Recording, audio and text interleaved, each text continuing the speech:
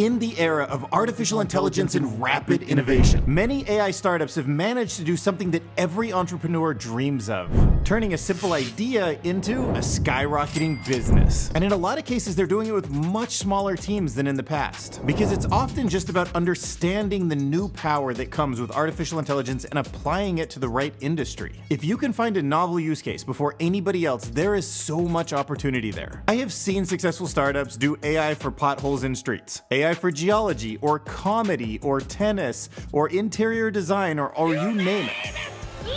This is the golden age of artificial intelligence opportunities, and that's what this video is about. Let's start with a company called ElevenLabs. They just secured $19 million in funding, and they did it with only 15 employees. What did he say? How, you might ask? Well, let's dive into it. ElevenLabs is an AI pioneer. It's a software company that's headquartered in New York City, but technically that's misleading. It's just where the company is registered. There is no physical headquarters. It has no office and only 15 employees. But despite that tiny footprint, ElevenLabs recently just raised $19 million in seed funding. And when you do the math on 19 million for the percentage given, that means the company is overall valued at more than $100 million. And how'd they do it? Well, they focused on AI's ability to produce natural speech synthesis. So imagine highlighting something on your computer and reading it out loud, but now it sounds like a real person, not like a robot. Please consider liking this video and commenting with your thoughts below. And if you desire more content like this, please smash that subscribe button. So co-founded in only 2022, they made AI voices better by teaching the artificial intelligence to synthesize emotion and tonality in the voice. And then they built a voice library that makes it easy for somebody who signs up for the service to actually have all these awesome voices able to translate their text. And by doing this only about a year and a half later, by June of 2023, still having a team of only 15 people and no offices, investors like Andreessen Horowitz, ex-GitHub CEO Nat Friedman, and entrepreneur Daniel Gross started pouring money into the company. These investors imagine tools that ElevenLabs is building powering everything from podcasts to video game narration. Hollywood might use it to dub videos in multiple languages, or even generating voice deepfakes for completely virtual actors and avatars. Or maybe one day it's going to be the kind of thing that all of us use. We voice clone our own voice, we put it into a digital avatar. We have something like a large language model that runs natively on our phone and goes out and interacts with everybody in the world that we want to talk with at the same time.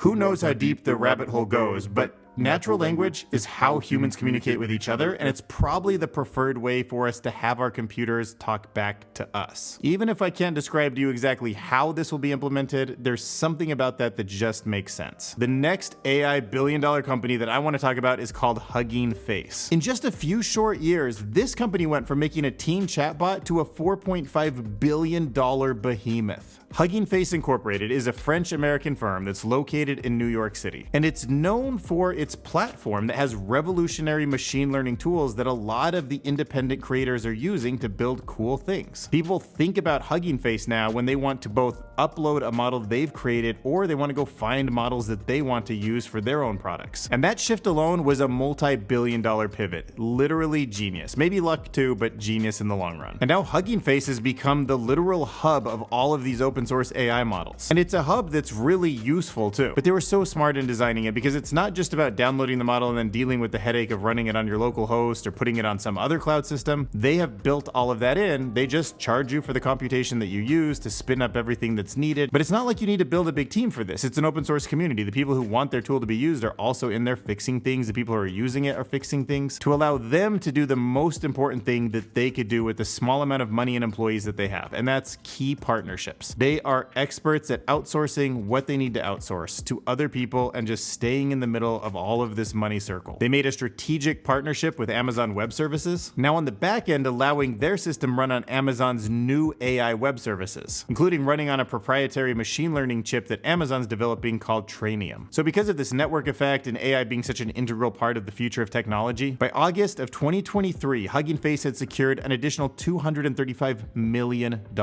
meaning they were valued at a staggering $4.5 billion overall. And these investors are like strategic partners in themselves. Salesforce, Google, Amazon, and Nvidia. It's the dream team. Hugging Face will be humongous. Maybe one day I could see them stepping into that maybe $500 billion or $1 trillion valuation.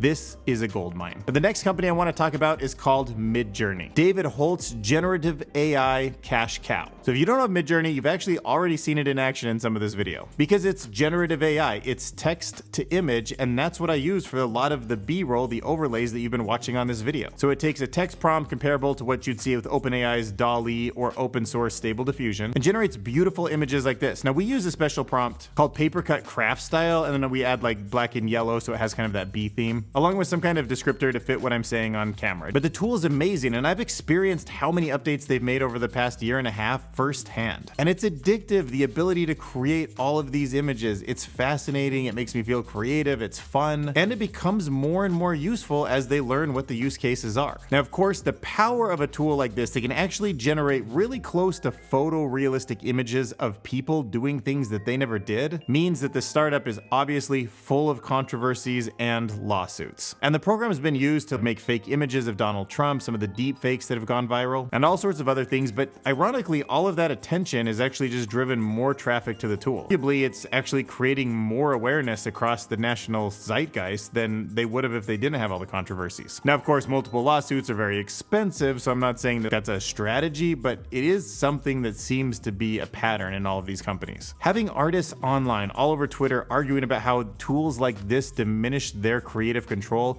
their power is being taken away, just brings more attention to the tool, which sucks because I really get their position. They created artwork that was put into this tool, and now this tool is charging people to generate images in their style. But at the end of the day, this is a startup that would be worth noting, maybe worth emulating in some other sense. 11 total employees, I kid you not. Can you imagine what their payroll looks like compared to their profits? That is insane. The 11 members include 1 founder, 8 developers, 1 legal staff, for all those lawsuits. I know, that's crazy. They must be outsourcing some of that. And 1 finance person. I want to call them the CFO, but there's only one of them. They're just the entire finance department. So there's plenty of profit to go around. And when you look up who the investors are in this company, I came across this statement, one I've never seen in a company this size before. We're self-funded, we have no investors, we're not really financially motivated. We're just sort of here working on things that we're passionate about to have fun. I mean, nothing wrong with just having fun, but it's unusual to just be having fun and make cash hand over fist like this. So now that you have these 3 interesting startups, companies you should definitely keep your eye on and use for inspiration, let me talk about some of the common factors that I noticed when I was going through this. And the first I would say is simply a strong vision for the future. They're building products for not the world we live in now, but the world that seems like it's a step away. Midjourney and ElevenLabs are generative. They're generating content in a way that we've never made content before for photos and audio. Hugging Face absolutely understands there's this world of AI too, where things are created in a completely different way. They're just the platform. They're the AWS of that future. The next is using AI in a way that's truly innovative. They're pushing the state of the art. They're not just using it as a buzzword. Like a lot of people integrate AI by just putting one layer on top of it, but they're building these fundamental models, or they're actually the core of where the models sit and live and are used. And the next thing is that there's rapid iteration. I mean, the way AI works is you put something out in the world and then you tune it. You give it some feedback if the loss function is right or wrong, or in a less technical sense, a thumb up or a thumb down. And then you take that data and you put it back into the model and say, here's how the model should be better in the future. And then it is better in the future, but it's still not perfect. And then you take that and you get it closer, but it's always moving towards a better and better model. The photos on Midjourney are becoming more and more photorealistic, more and more creative, better logos, better text. It's always moving towards a better product. And if there is a moat, that's it. Just the fact that they're iterating faster than anybody else can iterate, that's their moat. Another pattern, which I kind of hate to bring acknowledgement to this, but it's just a fact, there's also controversy at the center of all 3 of these companies. Midjourney is generating deepfakes, they're causing issues, but people hear about it. ElevenLabs is generating audio that is so realistic it sounds like other people, which is causing problems for all sorts of people, including scams. Hugging Face is where you go when the models, the big models, don't allow you to say and do things that are NSFW. That's where they're being hosted. And the controversies around all these products just raise the awareness and bring more users to the platforms. Another pattern would be strategic partnerships. AI brings some new things to the table But the companies that know what is new about AI and use that to their advantage and try not to reinvent the wheel in all of the other parts of business and technology and the software stack that don't need to be touched seem to be the ones doing the best. AI is so useful, but it's not going to just overnight build you the kind of infrastructure that these big companies like Amazon and Nvidia have. You're not going to just have the customers and the base that Salesforce or Google could give you. And to realize that these companies want to keep you out of the pockets of other companies that they're competing with, so you can use all of that and leverage it to your advantage. And the last thing I noticed would just be the leanness in decision making. And by the time I finished researching this video, I realized that the minimal staff isn't just about having these giant profit margins.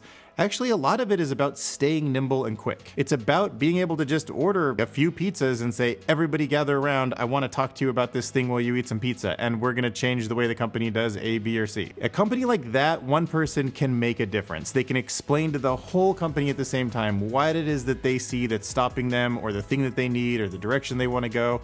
And I think that's just an important part of why these companies are just blowing up. And if that famous British mathematician and cryptologist, Dr. J. Good, is even half right when he made his famous quote, "The first ultra-intelligent machine is the last invention that man needs ever make." That means it's simply up to you to find somewhere to implement this tool that is productive, find some kind of a problem to solve. And then it can do the heavy work of solving the problem for you. That part of entrepreneurship was always the hardest part, and it's kind of been eliminated now. So the dazzling ascent of these AI startups should inspire you, because they underscore the accessibility and the transformative power in the era of AI that we are stepping into. These tools you can go use right now. If you can just pair them with a vision that has resilience and execution built in, you might be a billion-dollar unicorn waiting to be.